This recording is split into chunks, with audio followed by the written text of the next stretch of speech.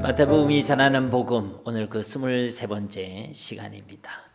산 위에서 시작되었던 산상수훈의 말씀이 끝나고 이제 산 아래에서의 예수님의 사역을 기록하고 있는 마태복음 8장과 이제 마태복음 그 다음 주에 마태복음 9장의 말씀을 보면 예수님께서 치유하시고 행하셨던 그 기사와 표적에 대한 말씀이 집중적으로 기록되어 있음을 우리가 확인할 수 있습니다. 이것은 그냥 예수님의 기적 모음집이라는 것이 아니라 그 예수님께서 제자들을 위해서 주신 그 산상수훈의 말씀에 이어서 이제 이 제자들에게 그 기사와 표적을 통해서 그들에게 예수님이 진짜 누구이신지를 생생하게 그리고 분명하게 알려주시고 계신다는 것이죠. 이처럼 우리 하나님께서는 우리가 기적과 표적이 아니라 그것을 통해서 예수님이 누구이신지를 알기를 원하시고 또 우리가 예수님을 바로 믿기를 원하시는 하나님이신 줄 믿습니다. 왜냐하면 우리가 예수님을 알고 믿는 것이 우리에게 있어서 가장 복된 것이고 그것이 전부이기 때문에 그런 것입니다. 우리가 예수님을 아는 것, 예수님을 믿는 것이 우리 신앙생활의 전부란 것이죠. 그래서 예수님께서는 그를 따르고자 하는 또 따르는 제자들에게 이제 산에서는 말씀으로 내가 누구인지에 대해서 말씀해 주신 것이고 이제 산 아래에 내려와서는 이제 생생한 그 표적과 기사를 통해서 예수님이 누구인지를 말씀해 주고 있다는 것입니다. 이렇게 우리가 예수님을 아는 것, 예수님을 믿는 것이 사실은 신앙생활에서 가장 중요한 것이고 신앙생활의 전부란 것입니다. 왜냐하면 우리가 진짜 예수님을 알면 우리가 진짜 예수님을 바로 믿으면 우리의 모든 삶이 다 온전해지기 때문에 그런 것입니다. 예수님이 진짜 누구인지를 발견하게 되는 그 순간부터 우리의 삶의 목적이 완전히 바뀌게 되죠. 우리의 삶의 가치관이 바뀌게 됩니다. 우리의 삶의 방향도 삶의 내용도 삶의 모양도 완전히 달라지게 되는 것이죠. 우리가 그것을 바꾸려고 하면 바꿀 수 없는 것들입니다. 우리가 많이 시도해 보셨잖아요. 그렇죠? 결심도 해보고 결단도 해보고 훈련도 해봤을 것입니다. 그런데 그러한 것들로 그것이 바뀌어지는 게 아닙니다. 다시 제자리로 돌아가게 되는 것이죠. 그런데 우리가 진짜 예수님이 누구이신지를 바로 알고 바로 믿으면 우리 생각과 마음과 삶도 가치관도 이 세상을 바라보는 우리 세계관도 완전히 바뀌게 된다는 것입니다. 그러니까 예수님을 안다는 것이 단순한 것이 아니라는 것이 그것이 전부라는 거예요. 예수님을 알면 전부라는 것입니다. 신앙생활은 복잡하지 않습니다. 단순하고 아주 명료한 것이죠. 내가 예수님을 알면 끝나는 것입니다. 예수님을 믿으면 끝나게 된다는 것이죠. 근데 우리는요 자꾸만 우리가 신앙생활을 할 때 그냥 안다고 그냥 믿는다고 하고 넘어갈 때가 많이 있습니다. 신앙생활에 우리가 믿음을 가진다는 것은 무조건 믿습니다라고 하는 것이 아니라 예수님이 누구이신지를 알고 예수님이 진짜 하나님의 아들 그리스도이심을 우리가 알고 믿는 것을 우리 믿음이라고 하는데 덮어놓고 자꾸만 예수를 믿는다고 하는 게 바로 문제라는 것입니다. 여러분 덮어놓고 믿는다는 것, 믿음의 내용이 없는 것은요 맹신일 뿐입니다. 그것은 건강한 신앙이 아닌 것이죠. 안 믿는 것, 잘못 믿는 것도 역시 건강한 믿음이 아닙니다. 그것은 불신일 뿐이죠. 세상에 미혹되어져서 내 마음대로 예수를 믿는 것, 세상의 기준대로 예수를 믿는 것, 그것도 건강한 신앙이 아닙니다. 그것은요 미신인 것입니다. 우리는 진짜 예수님을 바로 믿어야 될 줄로 믿습니다.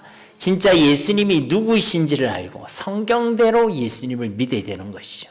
그것이 바로 건강한 믿음이고 그것이 성경적인 믿음이고 그것이 바로 복음적인 믿음인 줄로 믿습니다. 그러한 믿음이 우리 가운데 있을 때에 그 믿음이요 우리의 삶을 변화시키고 우리의 삶을 이끌어 간다는 것입니다. 그 믿음 가운데 하나님의 능력이 나타나고 하나님의 역사가 나타나게 되는 것입니다. 의인은 무엇으로 말미암아 산다고요? 네, 오직 믿음으로 말미암아 살리라. 그 말씀의 증인이 되게 되는 것이죠. 그 말씀이 내게 경험되어지는 것입니다. 아, 내가 예수를 믿는 믿음만 딱 분명했더니 그 믿음이 딱 성경적인 믿음, 복음적인 믿음, 건강한 믿음을 내가 가졌더니 그 믿음이 내 삶을 바꾸더라. 내 삶을 이끌어 가더라. 내 삶 가운데 하나님의 능력이 나타나게 하시더라. 여러분 진짜 예수님을 아는 지혜 예수님을 믿는 믿음이 우리 신앙의 전부인 줄로 믿습니다. 여러분들 다른 특별한 뭔가를 알려고 하지 마시고 예수님을 아시기를 주님의 이름으로 축복합니다.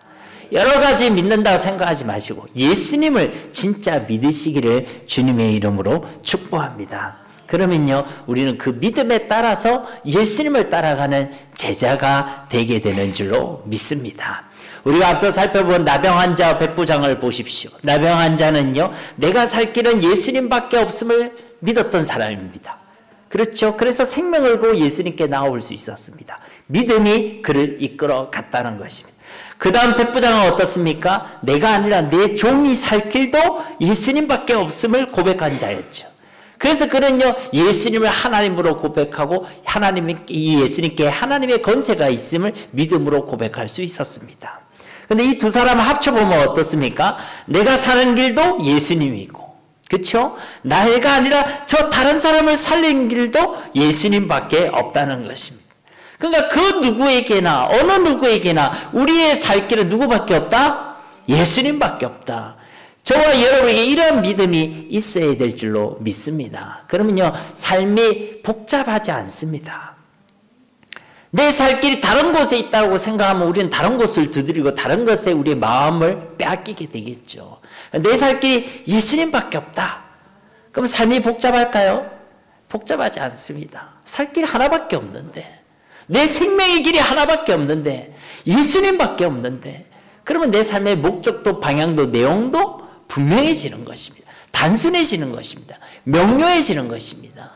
근데 자꾸만 내가 여기도 기웃대고 저기도 기웃대고 있고 여기도 보고 있고 저기도 보고 있고 그렇게 세상 가운데 두리번거리고 방황하는 삶을 살아가게 된다. 목적 없는 삶을 살아가게 된다. 분명하지 않는 삶을 살아가게 된다. 그것은 아직도 내가 예수님만이 나의 살 길이라는 것에 대해 결론이 나지 않아서 그렇습니다. 여러분, 오늘 설교의 제목처럼 우리가 3시간에 나눠서 우리가 말씀을 살펴보고 있잖아요. 예수님만이 우리의 살 길, 생명의 길, 예수님만이 진짜 그리스도가 되는 줄로 믿습니다. 여기에 대한 분명한 믿음이 있어야 된다는 것이죠. 그래야지 우리는요, 예수님을 온전히 따를 수가 있게 됩니다. 그래야지 예수님께 우리의 삶의 최고의 가치를 두게 되는 것이고 우리의 삶의 최우선순위를 예수님께 두게 된다는 것입니다. 그런데 우리가 이 예수님을 그런 따르는 진정한 제자가 되지 못하면 어떻습니까? 예수님을 온전히 따라가지 못하죠. 따라가다가도 다시 도망하게 됩니다. 예수님을 보고 예수님을 따라가다가도 나중에는 예수님을 두고 다 도망하는 그런 삶을 살아가게 된다는 것이죠. 그러니 진짜 예수님만이 우리의 살 길, 생명의 길이시고 그리스도가 되심을 온전히 믿으시기를 다시 한번 주님의 이름으로 축복합니다. 오늘 나눌 말씀의 핵심도요, 바로 여기에 있습니다. 예수님만이 우리의 살 길이란 것입니다. 그래서 그 예수님께 우리의 최우선순위, 최고의 가치를 두어야 한다는 것이죠. 오늘 본문 말씀 14절부터 17절까지의 말씀에는요, 이 마태복음에 8장에 나타난 치유의 기적 중에 이제 세 번째 기적에 대한 내용이 기록되어져 있습니다. 바로 베드로의 장모와 많은 사람들을 다 고쳐주시는 그런 기적, 그런 표적이 기록되어 있다는 것이죠. 14절 말씀에 보면 예수께서 베드로의 집에 들어가사 그의 장모가 열병으로 앓아 누운 것을 보시고, 베드로의 집에 들어갔는데 그곳에 열병으로 앓아 누워 있는 그의 장모를 만나게 됩니다. 이 베드로의 장모가 존재했다는 것은 베드로가 결혼을 했다는 겁니까? 결혼 안 했다는 것입니까? 그렇죠. 결혼을 했다는 얘기겠죠. 그죠? 네, 로마 가톨릭에 보면요, 이 사제들과 교황들은 결혼하지 않습니다. 그들은 일대 교황을 베드로라고 생각하죠. 그죠? 그런데도요, 그들은 독신으로 살아가야 한다. 가톨릭 성직자들은 독신으로 살아가야 된다라고 그렇게 자신의 전통을 주장하고 있는 것입니다. 이것만 봐도 그것이 엉터리임을 알 수가 있죠. 아무튼요, 그 베드로의 장모도 누가 고쳐주시고 계십니까? 바로 예수님께서 고쳐주시고 계시죠. 앞에 나병 환자도, 그리고 백부장의 종도, 그리고 이 베드로의 장모도 어떻습니까? 예수님을 만나는 모든 자들이 다 나음을 입고 고침을 받고 있음을 우리가 확인할 수 있는 것입니다. 여러분, 그렇습니다. 우리 인생이 어떤 상황에 있더라도 또 우리의 병이 얼마나 깊고 또 얼마나 중한지는 사실은 크게 문제가 되지 않습니다. 그렇죠? 누구든지 어느 누구라도 예수님을 만나면 다 나음을 입고 고침을 받고 구원을 받게 되는 줄로 믿습니다.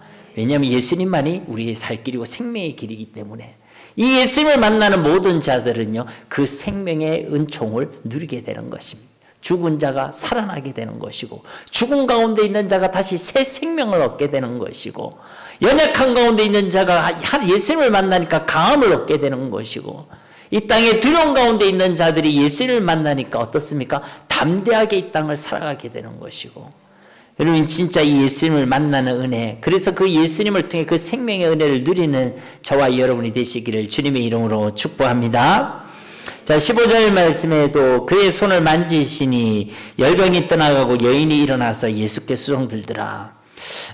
베드로의 장모가 열병 가운데 있었다라고 성경은 기록하죠. 많은 학자들이 이것을 이제 말라리아나 장티푸스의 일종으로 그렇게 생각합니다. 누가복음에서는 이 열병을 그냥 열병이라 표현하지 않고 중한 열병이라고 표현하고 있죠. 그래서 곧 이 장모가 생명이 정말 위태로운 그런 상황 가운데 있음을 표현하고 있는 것입니다. 단순히 열이 나 있는 것이 아니라 지금 생명이 위태로운 그런 상황 가운데 있었다는 것이죠. 근데 그 역시도 예수님을 만남을 통해서 다시 살아나고 회복되고 치유됨을 경험하고 있는 것입니다. 근데 그 과정을 보니까요, 예수님이 그의 손을 만지셨다라고 표현하고 있죠. 우리가 나병 환자를 치유하시는 사건을 통해서 말씀을 드렸지만은 예수님께서 굳이 그를 만지실 필요가 없습니다. 그렇죠? 근데 그를 만지신 것은 바로 그를 향한 하나님의 긍휼을 표현한다라고 말씀드렸습니다. 우리가 구원받은 것도 이와 같다라고 말씀드렸죠. 하나님께서 사실은 말씀만 하셔도 우리는 구원받을 수 있는 존재들입니다. 우리를 창조하실 때도 온 우주 만물을 창조하실 때처럼 말씀만 하셔도 우리 인간이 창조될 수 있었죠. 그런데 우리 인간을 어떻게 만드셨습니까? 그의 그 손으로, 흙으로 사람을 만드셨죠. 우리를 구원하신 내용도 똑같습니다. 말씀만 하신 것이 아니죠. 하나님께서 굳이 이 땅에 사람으로 오셨습니다. 그 사람으로 오신 그분, 죄가 없으신 그분이 굳이 우리를 위해 십자가에서 죽기까지 하신 것이죠. 왜 그렇게 하셨습니까? 우리를 사랑하셨기 때문입니다. 그 십자가의 죽으심을 통해서 우리에 대한 그 사랑을 확정하시기 위하여 하나님께서 그것을 택하시고 하나님의 방법으로 정하시고 하나님께서 그리 하셨다는 것입니다. 왜요? 그만큼 하나님이 우리를 사랑하셨다는 것입니다. 그러니까 이 베드로의 장모를 고치시는 이 장면에서 예수님께서 그를 만지신 이유는요, 바로 우리를 향한 그 사랑과 긍휼을 나타내어 주신 것입니다. 또 왜 만지셨느냐? 그것은요, 바로 우리가 가지고 있는 그 부정과 연약함을 예수님께서 다 짊어지심을 의미하는 것이죠. 우리가 뒤에 17절 말씀을 통해서도 살펴보겠지만은 예수님께서는요, 우리의 모든 연약함과 제약됨을 다 짊어지신 분이십니다. 그것이 가장 잘 드러난 사건이 바로 십자가의 사건이죠. 예수님께서 우리를 만지셨다는 것은 바로 정가의 원리를 얘기하는 것입니다. 우리가 우리 제약을, 구약의 제사를 지낼 때 제물에게 손을 얹이죠. 그러면 내 죄가 그 제물에게 정가되는 것입니다. 그리고 그 제물을 잡음을 통해서 그 피를 통해서 우리는 하나님께 나아갈 수 있었죠. 그게 제사의 제도입니다. 하나님께서 우리를 만지셨다는 것, 우리의 그 제약됨과 연약함을 다 예수님께서 담당하셨음을 의미하는 것이죠. 즉 예수님께서 그 모든 것을 담당하시고, 사실은 우리가 짊어져야 될 연약함이고 우리가 짊어져야 될 제약인데 예수님께서 그것을 다 짊어지고 저 십자가에서 우리 대신 죽으셨다는 것입니다. 사실은 누가 죽어야 됐습니까? 저와 여러분이 죽어야 된다는 것이죠. 원래 우리 친구들에게 십자가의 죽음에 대해서 이제 말씀을 나누면서 우리가 묵상해야 될 것이 무엇인가, 그런 내용에 대해서 말씀을 나눴습니다. 그것은 우리의 십자가의 죽음 앞에서 주님이 얼마나 아프셨을까, 얼마나 고통스러웠을까, 그게 우리의 시선을 두지 말고 그 십자가의 죽음이 나와 상관이 있음을 우리가 기억해야 한다. 왜 죽으셔야 했는가? 그 죽으심의 그 이유에 나와 상관이 있음을, 나를 향한 하나님의 사랑이었음을 우리가 기억해야 한다는 것입니다. 사실은 내가 죽어야 되고 내가 버림을 받아야 되고 내가 고난을 받아야 되고 내가 저주 가운데서 우리가 죽어 마땅히 지옥 심판을 당해야 마땅한 존재들이지만 예수님께서 우리를 위하여 그 모든 것을 대신 지시고 우리를 위해 대신 십자가에서 죽으셨다는 것입니다. 그 죽으심을 통해서 우리는 나음을 잊고 회복됨을 얻고 또 구원함을 얻게 된 줄로 믿습니다. 이것이 우리를 향한 하나님의 사랑이고 하나님의 방법이었다는 것이죠. 그러니까 이 병을 고치시는 이 기사를 통해서도요, 예수님께서는 바로 자기가 누구이신지를 우리에게 드러내는 것이죠. 내가 너를 이만큼 사랑한다, 긍휼히 여긴다라는 것을 우리에게 나타내어 주셨다는 것입니다. 또 예수님께서 이 손으로 우리를 만지시는 이것을 통해 우리가 기억할 것은요, 하나님께서 우리를 만지실 때 우리가 온전해진다는 것입니다. 하나님께서 우리를 만져주셔야지만 우리가 비로소 온전해질 수 있다는 것입니다. 여러분, 우리는 자꾸만요, 내가 나를 만지려고 합니다. 내가 나를 만지는 것으로는요, 우리가 결코 온전해지지가 않습니다. 우리에게는 그럴 만한 능력도, 그럴 만한 실력도, 자격도 없습니다. 이미 우리는 여러 번 실패를 경험해 보지 않았습니까? 여러분이 여러분의 삶을 만져보셨지요? 잘 되던가요? 여러분이 여러분의 가정을 만지려고 해보셨죠? 가정이 내 마음대로 되던가요? 여러분이 여러분의 배우자를 만지려고 해봤죠? 여러분 잘 되던가요? 싸움 안 났으면 다행이지. 여러분이 여러분의 자녀를 만지려고 해보셨지 않습니까? 자녀도 내 마음대로 되던가요? 안 그렇다는 것입니다. 여러분, 우리가 우리의 인생을 만져가지고 결코 온전해질 수가 없습니다. 우리에겐 그런 실력도 능력도 없어요. 저도 기도할 때 늘 그렇게 기도합니다. 한 교회 목회자고 한 가정에 저도 가장이지 않습니까? 늘 하나님께 그렇게 고백합니다. 하나님, 내게 실력도 능력도 없습니다. 내가 내 가정을, 내 교회를, 내 목회를 내가 만지려고 할 때 나는 아무것도 할 수가 없습니다. 제가 가만 보니까요, 내가 만지려고 하니까 더 엉망진창이 되더라고요. 그러면서 불구하고요, 저는요, 항상 보면 내가 만지작거리고 있어요. 내 삶을, 내 가정을, 내 사역을, 내 목회를 자꾸만 내가 만지작거리려고 한다는 것입니다. 여러분, 그것으로는요, 온전해지지 않습니다. 누가 우리를 만져주셔야 된다고요? 하나님이 우리를 만져주셔야 합니다. 여러분, 그래서 우리는요, 하나님의 손을 구하는 자들이 되어야 할 줄 믿습니다. 여러분이 만지려는 그 손을 내려놓으시기 바랍니다. 하나님의 손을 구하시고 여러분의 인생을 하나님이 만져주시기를, 나의 가정을 하나님이 만져주시기를, 나의 일터를 하나님이 만져주시기를, 나의 자녀를 하나님이 만져주시기를 주님께 간구하시기를 주님의 이름으로 축복합니다. 주님이 우리를 만져주실 때요, 다 온전해지는 거예요. 예전에 제가 자전거를 탔다 말씀드렸잖아요. 그죠? 그 자전거에 보면 그 안에 케이블이 들어가요. 이제 그 케이블이 시간이 지나면 약간 늘어나기도 해서 그게 이제 조절을 해야 되거든요. 제가 유튜브를 보고 열심히 그 자전거의 케이블을 풀었다 쪼았다 풀었다 쪼았다 했거든요. 어떻게 됐냐면 엉망진창이 됐어요. 그래서 제가 손도 이렇게 금손도 아니고 똥손이라서 제가 해보니까 안 되더라고요. 그래서 제가 이제 양산에 좀 유명한 미케닉이 있는 데가 있습니다. 그래서 이제 그쪽에 가서 자전거 수리를 맡겼더니 뭐 5분 10분 잠깐 뚝딱뚝딱 했더니요, 금방 수리하는 거예요. 그 돈이 엄청 많이 드는 줄 알았더니 5,000원만 내면 다 수리가 되는 거였어요. 전문가한테 딱 가서 하니까요, 순식간에 수리가 되는데 괜히 제가 만지작거려서요, 일을 더 크게 만든 거예요. 처음에 가져갔으면 딱 5,000원이면 수리되는데 제가 워낙 엉망진창이 되니까 그분이 뭐라 해요? 이거 원래 5,000원 받아야 되는데 이거는 5,000원 받아가 안 된다고. 너무 엉망진창을 해나가 10,000원은 받아야 된다고. 여러분, 이게 무슨 말인지 알시겠습니까, 여러분? 우리의 인생의 전문가, 우리의 창조주이신 하나님이 우리 인생을 만져야지. 자꾸만 실력도 없고 능력이 없는 내가 나를 만지려고, 나의 가정을 만지려고 해서는 안 된다는 것이죠. 여러분, 꼭 기억하십시오. 내가 만지작거릴수록 엉망진창이 됩니다. 엉터리가 됩니다. 하나님이 우리를 만져주시면 진짜 온전해지게 되는 줄로 믿습니다. 주님이 우리를 만져주시면 우리의 어떤 연약함도, 우리의 어떤 부족함도 하나님이 치유해 주시는 것이고, 우리의 어떤 실패와 우리의 어떤 넘어짐 속에서도 하나님이 우리를 구원해 주시고 우리를 회복시켜 주시는 줄로 믿습니다. 여러분, 하나님께서 우리를 만져주시는 그 이름은요, 예수님의 이름밖에 없습니다. 예수님을 통해서 하나님 우리를 만져주시고 예수님을 통해서 우리 가운데 하나님께서 역사하여 주신다는 것이죠. 그래서 우리의 살 길, 생명의 길은 누구밖에 없다고요? 예수님밖에 없다는 것입니다. 여러분 정말 오늘 말씀을 듣고 여기에 여러분 인생의 결론을 내리시기 바랍니다.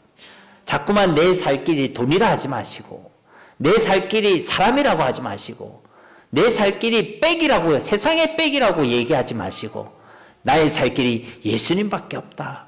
내 살 길은 예수님밖에 없다. 내 생명의 길은 오직 예수다. 여기에 대한 분명한 결론이 나시기를 주님의 이름으로 축복합니다.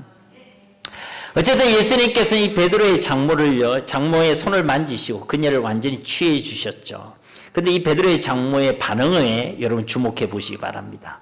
오늘 말씀에 이 장모의 반응에 대해서 이렇게 기록하고 있습니다.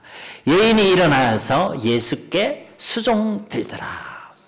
방금까지도 고열에 죽느니 사느니 그렇게 생명이 경각에 달려있던 그녀가요, 이제 예수님을 통해서 일어나서 예수님을 수종들 정도로 완전히 회복되었음을 우리가 확인할 수 있죠. 예수님을 만난 그 인생이 살아나고 있음을, 그리고 치료되고 있음을 우리가 볼 수 있다는 것입니다. 근데 여기서 수종들다라는 이 말씀의 표현은요, 그 옆에서 따라다니면서 여러 가지 심부름을 한다, 이런 의미를 가지고 있습니다. 즉 이제 그녀는요, 그 병상에서 일어나자마자 즉시 예수님을 따라다니면서 예수님 곁에서 예수님을 위해 섬기고 예수님께 봉사하는 삶을 살았다는 것이죠. 이것은요, 이 베드로의 장모가 이 시간부로 즉시 예수님을 따라가는 제자가 되었다는 것입니다. 그리고 이 이야기는요, 뒤에 예수님을 따르는 것 또 다른 이야기로 이어지고 있죠. 18절 이하에 있는 말씀으로 이어지고 있다는 것입니다. 즉 이 베드로의 장모는요, 하나님 이 예수를 통해서 생명의 은혜를 경험하자마자 즉시 예수님을 따르는 제자가 되었다는 것입니다. 저와 여러분도 예수님을 통해서 이 생명의 은혜를 경험한 자들이죠. 죄와 허물로 죽었던 자들이 바로 저와 여러분인데, 이 예수님을 통해서 우리는요, 생명을 얻게 되어졌습니다. 그리스도와 함께 우리의 옛사람은 죽게 되었고 그리스도와 함께 이제 새 사람으로 다시 살아나게 되었다는 것이죠. 우리는 죽어있는 자들이 아닙니다. 여러분 옆사람 얼굴 보세요. 죽은 사람 얼굴 같아요? 살아있는 사람 얼굴 같아요? 다 죽어가고 있습니까 혹시? 여러분, 우리는 죽은 자들이 아닙니다. 예수님을 통해 살아난 자들이라는 거예요. 그 생명에 살아있는 자로, 살아있음을 경험하고 살아있음을 드러내고 살아있음을 증명하는 자들이 바로 저와 여러분들인 줄로 믿습니다. 왜? 우리 속에 주어진 그 생명은 영원한 생명, 예수 그리스도의 생명이기 때문에 그렇다는 것이죠. 우리도 그 생명의 은혜를 경험한 자들이란 것입니다. 그렇게 예수님을 통해서 우리도 다시 일어나게 되었다면 우리도 어떻게 해야 되겠습니까? 즉시 예수님을 따르고 예수님을 섬기고 예수님을 위해 봉사하는 제자가 되어야 할 줄로 믿습니다. 여러분, 생명의 은혜를 경험한 사람의 삶 가운데는요, 주님을 따르겠다는 결단이 따라오게 되어 있습니다. 그 생명의 은혜를 경험했고 예수님이 나의 살 길인 것에 대한 결론이 난 사람은요, 뜯어 말려도 예수님을 따르게 되어 있습니다. 이 땅에 수많은 순교자들이 그러했습니다. 그들이 할 일이 없습니까? 살 길을 몰랐을까요? 좀 깨를 부리는 것을 몰랐을까요? 그렇지 않습니다. 예수님을 따르는 길이 살 길임을 알았기 때문에 그들은 생명을 걸 수 있었던 것입니다. 생명의 위협 앞에서도 도망하거나 부인하거나 거짓말하거나 예수 주를 배신하지 아니했다는 것입니다. 우리는요, 잘 몰라요. 아직 그런 생명의 위기가 안 왔기 때문에 잘 모릅니다. 우리 중에도 그런 일은 없어야 되겠지만 혹 누군가는요, 나의 그 생명을 위해 예수를 배신하는 사람이 나올 수도 있습니다. 지금 우리가 어디를 가든지 주님을 따르겠노라 라고 고백하고 또 그것을 소원하고 있지만 그날이 돼봐야 안다는 것입니다. 바라고 원하옵기는 그런 생명의 위협 앞에서도 나는 주님을 따르겠습니다. 그런 진짜 제자가 되시기를 예수님의 이름으로 축복합니다. 우리는 그러기 위해서는요, 예수님을 분명히 알아야 되는 거예요. 예수님을 분명히 알지 못하면 그 장담했던 제자들도 다 도망했잖아요. 우리도 그렇게 되지 말란 법이 없다는 것입니다. 그러니까 생명의 은혜를 경험한 사람은요, 제자가 되기를 결단하고 제자가 되게 되어 있다는 것이죠. 그것이 생명의 은혜에 합당한 반응이고 그리고 당연한 반응이고 마땅한 일이라는 것입니다. 여러분 진짜 이 제자가 되는 삶의 결단이 저와 여러분 가운데도 있어야 될 줄로 믿습니다. 16절 말씀에 보면요. 저몰매 사람들이 귀신 들린 자를 많이 데리고 예수께 오거늘 예수께서 말씀으로 귀신들을 쫓아내시고 병든 자들을 다 고치시니. 여러분 이 16절 말씀에 우리가 주목해야 될 말씀은요. 다 고치시니라는 말씀입니다.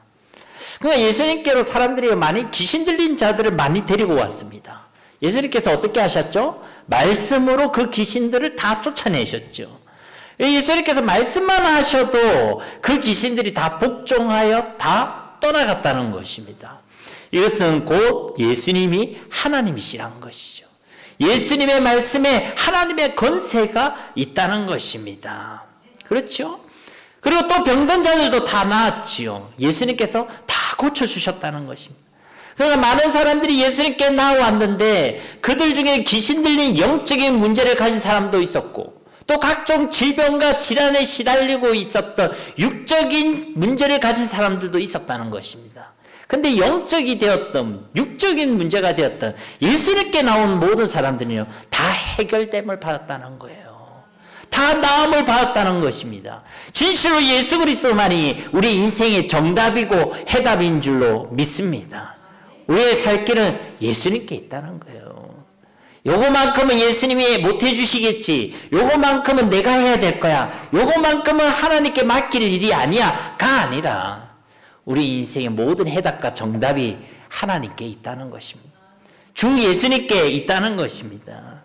여러분 예수님을 통해서만요 우리의 삶이 온전해질 수 있습니다. 예수님을 통해서 우리 인생이 결코 해결할 수 없는 죄와 사망과 사탄의 문제가 해결될 수 있습니다. 예수님을 통해서 우리가 가지고 있는 그 괴로움과 아픔과 깊은 상처도요 예수님만이 치료해 주실 수 있습니다. 사람으로부터 세상으로부터 시달렸고 힘들었고 내 마음에 힘든 그것들을 오직 예수님만이 참되게 위로해 주실 수 있다는 것입니다. 사람이 위로가 될 때도 있지만요 사람이 그렇게 나에게 미움이 될 때도 있습니다. 여러분 그것을 경험하지요. 내 배우자도 그럴 때가 있습니다. 어떨 때 나한테는요 둘도 없는 친구의 위로자고 나의 동반자이지만 어떨 때는요 둘도 없는 나의 십자가가 될 때가 있어요. 그럴 때 있죠? 아 없습니까? 저만 있는 걸로. 예. 사람은요 영원하지도 않고 참되지도 않습니다. 그때 달라요. 그 하나님은 변함이 없습니다. 하나님께 나와 나의 지침과 나의 고된과 나의 상처와 나의 아픔을 하나님께 아릴 때마다 하나님은 어김없이 우리에게 위로를 주시고 소망을 주시고 치유를 주시고 회복의 역사를 허락해 주시는 줄 믿습니다. 우리가 그 일의 증인들 아닙니까? 그거 아니면 예수 믿는 맛이 어디에 있습니까? 예수님 믿고 예수님께 나올 때마다 우리는 무엇을 느낍니까? 살맛을 느끼잖아요. 세상 속에서는 사는 게 참 죽을 맛이고 고통스럽고 힘들 때가 참 많이 있는데 예수님께로만 나오면 그렇게 살맛이 나지 않습니까? 아 살아갈 이유를 발견하게 되고 살아갈 용기를 얻게 되고 살아갈 수 있는 믿음을 얻게 되고 저는 진짜 예수님이 우리의 살기의 생명의 길인 줄로 믿습니다. 여러분 변하지 우리가 절대로 변화되지 않을 것 같은 나와 그를요 완전히 변화시켜 주시는 분도요 오직 예수님이십니다. 왜요? 예수님만이 하나님이시고 예수님께는요 하나님의 권세가 있기 때문인 줄 믿습니다. 17절 말씀 우리 함께 봉독하도록 하겠습니다. 이는 선지자 이사야를 통하여 하신 말씀에 우리의 연약한 것을 친히 담당하시고 병을 짊어지셨도다 함을 이루려 하심이더라. 아멘. 그 예수님이 행하신 이 모든 치유의 사역과 이 기적들은요 곧 이사야 선지자를 통해 말씀하신 그 약속의 말씀에 성취라는 것입니다.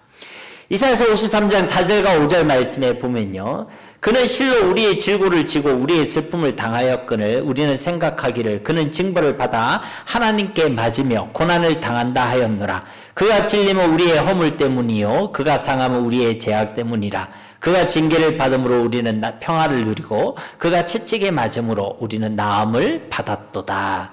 아멘. 여기서 그는 누구죠? 바로 메시아이신 예수 그리스도를 의미하는 것입니다.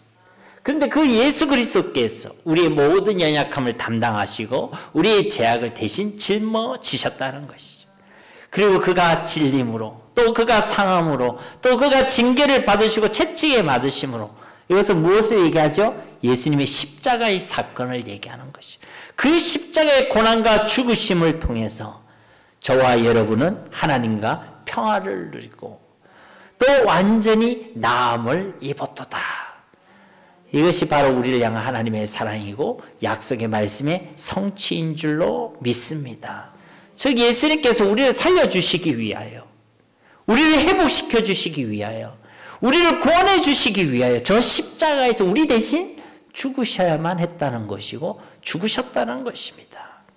그래야 예수님께서 우리의 진짜 살 길, 생명의 길, 구원의 길이 되어 주셨다는 것이죠.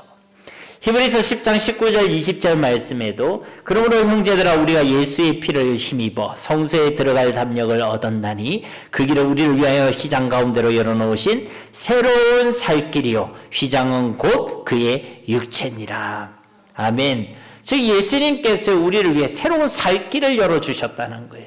그 생명의 길을 열어주셨다는 것입니다. 무엇을 통해서요? 예수 그리스도의 피를 통해서. 저 십자가의 죽으심과 당신의 그 거룩한 희생을 통하여 바로 저와 여러분에게 이 새로운 살 길, 생명의 길을 열어놓아 주신 줄로 믿습니다. 그러니까 저 십자가는 우리에게 분명하게 증거하고 있는 것입니다. 결코 죽지 말고 살아라 라고 말씀하고 있다는 것이죠. 우리를 살리기 위한 죽으심이 바로 저 십자가의 죽으심이었습니다. 그런데 우리가 죽으면 되겠습니까? 죽은 채로 살아갔으면 되겠습니까? 아무런 힘도 없고 능력도 없고 예수 그리스도로 인해 생명을 가졌음에도 불구하고 죽은 것처럼 지내고 세상의 풍파에서 이리저리 흔들리고 요동하고 아무런 힘이 없이 지내고, 여러분 그것은요 하나님의 소원이 아닌 것이죠. 하나님께서 기뻐하시는 일이 아닌 것이죠. 주님의 그 십자가의 능력을 우리가 경험하고 정말 죽지 않고 살아있는 생명의 삶을 살아내는 것이 하나님의 소원이고 하나님께서 우리에게 기뻐하시는 일인 줄로 믿습니다. 여러분 그러니까요 우리가 요즘 자주 인사하는 거잖아요. 옆 사람에게 다시 한번 인사합시다. 죽지 말고 삽시다. 예, 말 잘해야 돼요. 뭐 또 갑자기 뭐 죽고 싶냐 뭐 이러시면 안 되고, 예, 죽지 말고 살아야 되는 것이죠. 왜냐? 하나님께서 우리에게는요 살 수 있는 새로운 살 길을 열어주셨기 때문입니다. 예수 그리스도라는 우리 생명의 길을 우리에게 보여주시고 열어주시고 우리에게 허락해 주셨기 때문에 그렇다는 것이죠.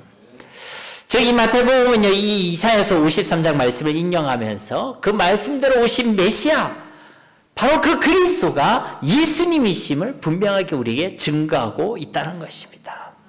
즉 예수님께서 행하신 그 모든 사역들이 바로 구약 말씀으로부터 약속되었고 예언되었던 그 메시아, 그 그리스도가 바로 예수님임을 우리에게 나타내고 증거하고 있다는 것이죠. 그러니까 단순히 하나의 기적과 표적을 얘기하는 것이 아니라 이거는요 하나님의 사인이고 하나님의 증거라는 것입니다. 어떤 사인이요? 예수님이 그리스도시라는 거예요.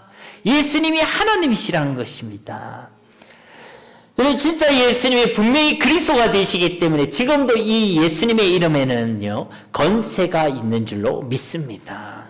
2000년 전뿐만 아니라 예수님은 하나님이시고 그리스도가 되시기 때문에 지금도 이 예수님의 이름에는요 건세가 지금도 나타나게 되어 있다는 것입니다. 지금도 이 예수님 앞에 한 영혼이 구원을 받게 되고, 지금도 이 예수님의 이름으로 사탄의 나라가 무너지고, 지금도 이 예수님 앞에 치유되고 회복되고, 지금도 이 예수님의 건세가 우리 가운데 온전히 나타나게 되는 줄로 믿습니다. 예수님의 그리스도가 아니라면 그럴 일이 없죠. 그렇죠? 2000년 전으로 끝나야 되겠죠.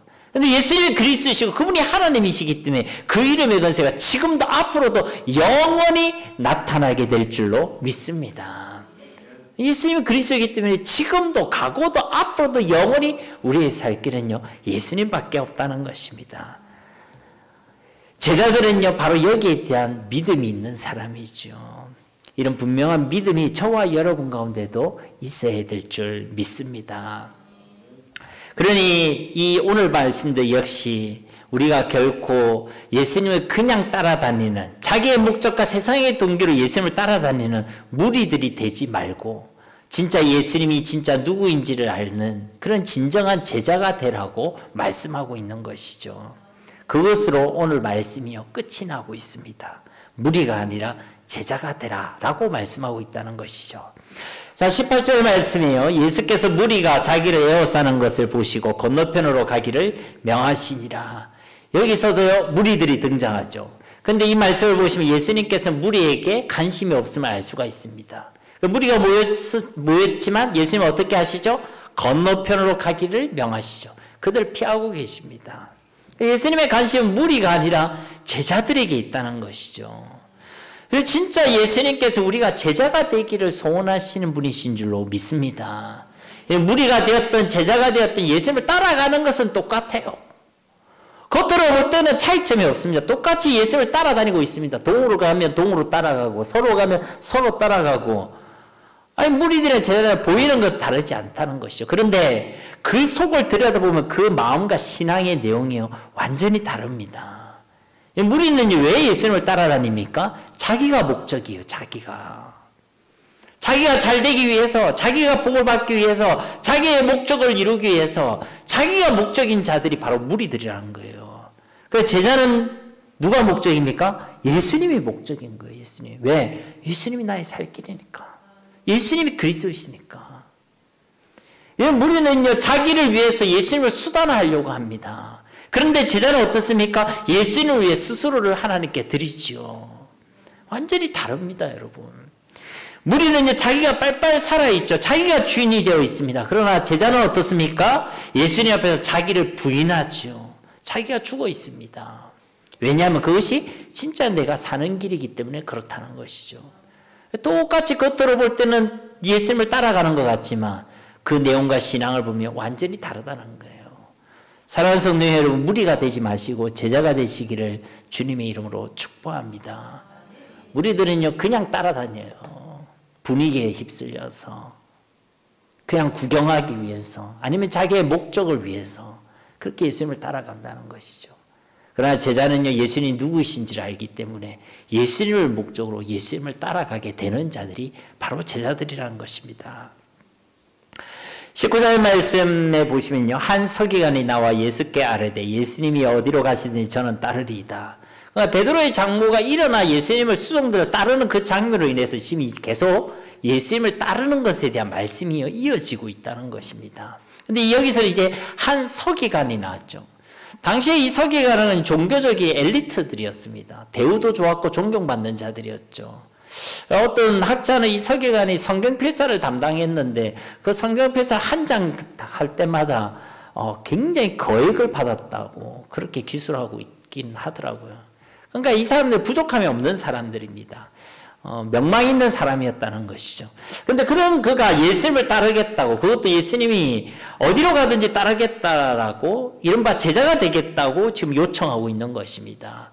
그럼 사실은 분위기가 굉장히 좋아지겠죠. 왜냐하면 이제 무명이 따르겠다는 것보다 굉장한 사람이 따르겠다 이렇게 하면요 예수님이 굳이 말하면 주가가 올라가는 것입니다. 근데 예수님께서는요 이 서기관의 이 고백을요 진실한 고백으로 받아들이지 않습니다. 오히려 이 서기관의 그 고백이 가짜임을 드러내시죠. 그리고 그가 제자가 되겠다고 했지만 사실은 여전히 무리에 속한 자임을 드러내고 계신다는 것입니다. 그래서 어떻게 알 수 있느냐? 다음 두 가지 내용을 통해 알 수가 있죠. 첫째는요, 이 서기관이 예수님을 부르는 호칭에서 알 수 있습니다. 그는 예수님을 뭐라고 부르고 있죠? 선생님이라고 부르고 있죠. 즉 예수님을 사람들이 존경할 만한 훌륭한 인물, 그리고 뭔가 본받을 것이 많은 훌륭한 선생, 좋은 스승 정도로만 알았다는 것이죠. 조금 더 나아간다면 어떤 위인이나 성인 정도로만 알고 있었다는 것입니다. 여러분 이거는요 자기 지식일 뿐 믿음이 아닙니다. 오늘날에도 예수님을 이렇게 믿는다고 이야기하는 사람들이 있습니다. 그냥 예수님을 훌륭한 스승이나 본받을 만한 성인 정도로만 알고 그분을 존경하고 그분을 좋아하고 그분을 따르는 사람들이 있다는 것이죠. 분명하게 말씀드리지만 이것은요, 믿음이 아닙니다. 이건 믿음이 아니에요. 이것을 믿음이라고 착각하면 안 되는 것입니다. 믿음은 앞서 나병 환자처럼 또 백부장처럼 예수님을 나의 주로 그리스도로 믿는 것입니다. 예수님을 하나님으로 믿는 것이고 나의 인생과 생명의 주인으로 믿는 것이 바로 믿음이란 것이죠. 근데 이 서기관은요, 그런 믿음이 없었다는 것입니다. 그리고 제자가 될 수가 없죠. 믿음이 없이는 제자가 될 수가 없습니다. 지식만으로는 제자가 될 수가 없습니다. 종교적 경험으로는 제자가 될 수가 없습니다. 나도 예수님이 동으로 갈 때 따라다녔습니다. 서로 갈 때 나도 따라다녔습니다. 무리들이 되어서는 제자가 될 수가 없습니다. 제자는요, 예수님을 알아야 됩니다. 예수님을 믿어야 됩니다. 그럼요, 제자가 되라고 말하고 할 필요도 없습니다. 예수님을 알고 예수님을 믿는 자는 예수님을 따라가게 되어 있습니다. 살 길이 그거밖에 없는데, 그것이 생명의 길인데. 20절 말씀에 보면요, 이제 두 번째 이유가 나오죠. 예수님의 이 대답을 보면요, 이 서기관이 가짜라는 걸 알 수가 있습니다. 20절 말씀에 예수께서 이르시되 여우도 굴이 있고 공중의 새도 거처가 있으되 인자는 머리 둘 곳이 없다 하시더라. 여러분, 이것은 예수님이 지금 처해져 있는 자신의 상황을 말씀하고 계시는 것입니다. 그렇죠? 근데 그것은 곧 예수님을 따르는 자들이 반드시 직면하게 될 그 현실과 상황에 대한 말씀이기도 한 것이죠. 그 예수님을 따르는 그 길에는 우리가 기대할 만한 그 안락한 이 땅의 거처가 준비되어 있지 않을 수 있다는 것입니다. 또 예수님을 따르는 그 길은 우리의 머리 둘 곳이 보장되어 있지도 않을 수 있다는 것이죠. 이들은 지금 특히 이 서기관도 예수님을 따라다니다 보면 뭔가 하나 더 얻을 수 있다. 세상의 부와 번영 그리고 또 명예와 권세를 얻을 수 있다. 그렇게 생각했는지 모르겠습니다. 근데 예수님께서는 그런 넓은 길이 아니라는 것이죠. 예수님을 따르는 그 제자의 길은 그런 넓은 길이 아니라 오히려 좁은 길이라는 것입니다. 머리 둘 곳도 없는, 거처도 없는, 사람들에게 도리어 멸시받고 버림받는, 어쩌면 도망다니고 평생을 유리하고 그렇게 돌아다녀야 될 그런 십자가의 길임을 예수님께서 말씀해 주고 계신다는 것이죠. 또 예수님께서는 이 대답 가운데 자신을 인자라고 소개하고 계시죠. 인자라는 것은 사람의 아들이라는 의미입니다. 예수님께서 이 땅에 사람의 아들로 오셨다는 것이죠. 그리고 그 자체가 이미 예수님의 순환과 고난의 의미를 내포하고 있는 것입니다. 창조주 하나님이 이 땅에 사람으로 오셨다. 그것이 바로 고난과 순환인 것입니다. 그렇죠? 이미 인자라는 그 단어 속에 예수님의 그 순환과 고난이 의미가 담겨져 있다는 것입니다. 그리고 신약성경 곳곳에 보면 그 인자가 받을 영광이 무엇이라고 이야기합니까? 세상의 부와 번영이 아니죠. 십자가의 죽으심이었습니다. 인자가 받을 영광은 십자가의 고난과 죽으심이라고 증거하셨다는 것이죠. 결국 예수님께서는요, 그를 따르는 길은요, 십자가의 길, 좁고 험악하고 협착한 길임을 우리에게 증거해 주셨다는 것입니다. 왜 이 얘기를 서기관에 했겠습니까? 서기관 마음속에 다른 목적과 다른 동기가 있음을 예수님께서 정확히 아셨다는 것이죠. 겉으로 볼 때는 보이지 않습니다. 어디를 가든지 내가 따르겠습니다. 그 결단, 그 서원만 봐도 이 사람은 믿음이 대단한 사람, 훌륭한 제자라고 생각했을지 모르겠습니다. 그러나 예수님께서는 그 마음의 동기와 헛된 목적이 있음을 정확히 보셨다는 것이죠. 그렇게 산상수훈의 말씀을 통해 경계하시고 경고하셨던 위선의 사람이라는 것을 예수님께서는 아셨다는 것입니다. 아마도 이 서기관은요, 많은 사람들이 따라다니고 있는 그 예수님의 모습을 보면서 또 예수님 기적과 표적을 행하는 그 능력 있는 모습을 보면서 나도 저렇게 되고 싶다. 그런 생각을 했겠죠. 그것을 예수님을 통해 자신의 빛나는 미래와 핑크빛 장래를 아마 생각했을 수도 있었을 것입니다. 그런데 예수님께서는 그에게 말씀하신 것이죠. 나를 따르는 이 길에는 이 땅에서 누릴 더 대단한 거처와 편안히 머리 둘 곳도 없다라고 말씀해 주신 것입니다. 밖으로 보이지 않는 그의 마음과 동기를 예수님 알고 계신다는 것이죠. 여러분, 우리가요, 하나님을 속일 수 없습니다. 여러분, 왜? 예수님 믿고 계십니까? 왜 주님을 따르기를 소원하고 계십니까? 여러분, 무리가 되지 마시고 제자가 되시기를 주님의 이름으로 축복합니다.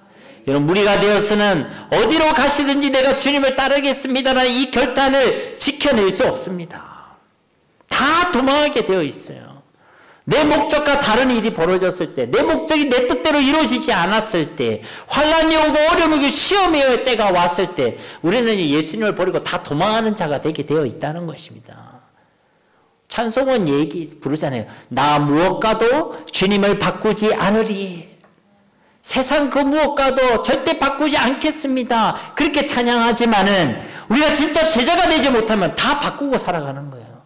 돈이랑 예수님을 바꾸고, 사람이랑 예수님을 바꾸고, 세상 즐거움이랑 예수님을 바꾸고, 세상의 가치관과 예수님을 바꾸고, 그렇게 예수님을 버려두고 다 도망하는 자가 되게 된다는 것입니다. 그래서 우리는요, 제자가 되어야 되는 거예요.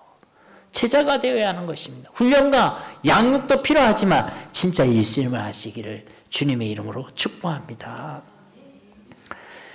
이런 겉면의 말씀은요, 21절과 22절 말씀에도 계속되고 있죠. 21절 말씀에 제자 중에 또 한 사람이 이르되 주여 내가 먼저 가서 내 아버지를 장사하게 허락하옵소서. 여기는 진짜 이제 제자 중 한 사람이 등장하죠.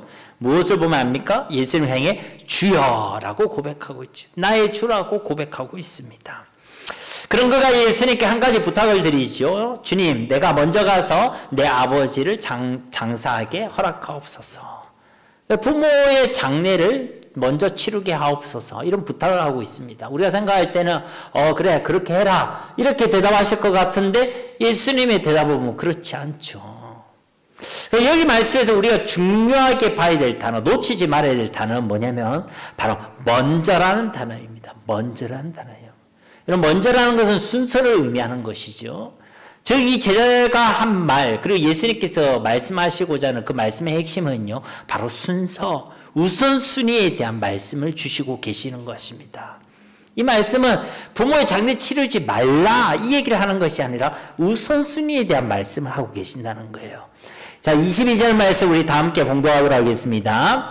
예수께서 이르시되 죽은 자들이 그들의 죽은 자들을 장사하게 하고 너는 나를 따르라 하시니라. 아멘. 여기에 대한 나눌 말씀이 많겠지만 간단히 말씀을 드리자면 한마디로 우리 인생의 최우선순위를 오직 예수님께 두라는 것입니다. 세상의 다른 어떤 일보다 어떤 것보다 너는 나를 따르라, 예수님을 따르라 라고 말씀하고 계신다는 것이죠. 왜 그렇습니까? 예수님을 따르는 것이 내가 사는 길이고 생명의 길이기 때문에 그렇다는 것입니다. 예수님을 따르지 않는 것은 괜찮은 것이 아니라 그것은 죽음을 택하는 것이고 죽음 가운데 거하겠다는 것입니다. 이런 의미에서 볼 때 우리가 예수님을 따르는 제자가 되는 것은요, 선택의 문제가 아닙니다. 내가 죽느냐 사느냐의 문제입니다. 예수님을 따르면 사는 것이고 예수님을 따르지 않으면 죽는 것입니다. 여러분, 단순한 문제가 아니에요. 그래서 이제 한번 제자가 한번 돼볼까, 이제 좀 제자가 한번 돼볼까, 그런 문제가 아니라는 거예요. 제자가 되지 못하면 우리는 다 죽게 되는 거예요. 다 도망하는 자가 되게 된다는 것입니다. 선택의 문제가 아니라는 거예요. 예수님을 알 수도 모를 수도 있지, 그게 아니라는 거예요. 반드시 알아야 되는 거예요. 그것이 우리의 살 길이라는 것입니다, 여러분. 그러니까 이 말씀은요, 예수님께서 너는 죽지 말고 살아라고 역시 말씀하고 계시는 거예요. 여러분, 우리가 부모를 섬긴다는 것은 너무나도 중요한 일 아니겠습니까? 부모의 장례를 치르는 일은 이 땅에서 가장 중요하고 가장 존귀한 일입니다. 반드시 그래야만 하는 일이죠. 그런데도요, 그렇게 중요한 일이고 우리 인륜에 있어서 가장 귀하고 가장 중요한 일임에도 불구하고 무엇과는 비교할 수 없다는 것입니까? 예수님을 따르는 일과는 비교할 수 없다는 거예요. 우선순위에 대한 말씀이란 것입니다. 이 땅에 아무런 중요한 일이 있다 하더라도 예수님을 따르는 것보다 중요하다는 게 없다는 거예요.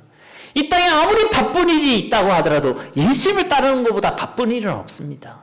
이 땅에 아무리 가치 있고 귀한 일이 있다고 하더라도 예수님을 따르는 제자가 되는 일보다 중요하고 귀하고 가치 있는 일이 없다는 것입니다. 예수님을 따르는 것이 가장 귀한 것이고 가장 중요한 것이고 그것이 우리의 최고의 가치, 최고의 우선순위가 되어야 한다는 것입니다. 예수님께서는 바로 그 말씀을 우리에게 하고 계신다는 것이죠. 예수님이 누구인지를 아는 사람은요, 예수님께 최고의 가치를 두게 되어 있습니다. 예수님 진짜 생명의 길, 그리스도이심을 아는 자는요, 예수님께 최우선순위를 두게 되어 있다는 것입니다. 그러니 그런 진짜 제자가 되시기를 바랍니다. 왜요? 예수님만이 우리가 죽지 않고 살아갈 수 있는, 살 수 있는 생명의 길이기 때문에 그렇다는 것입니다.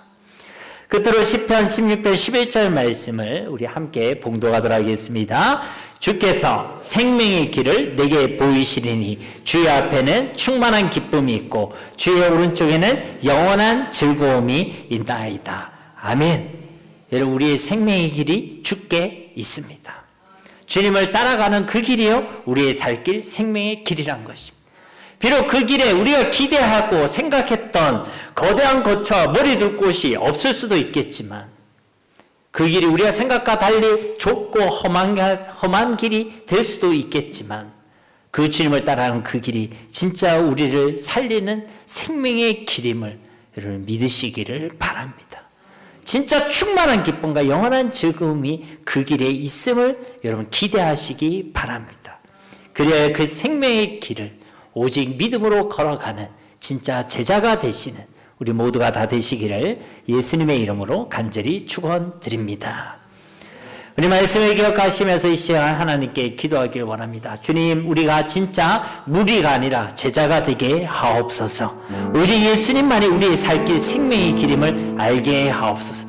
그리하여 죽지 않고 살아있는 신앙으로, 살아있는 생명으로 이 땅을 살아가게 하옵소서.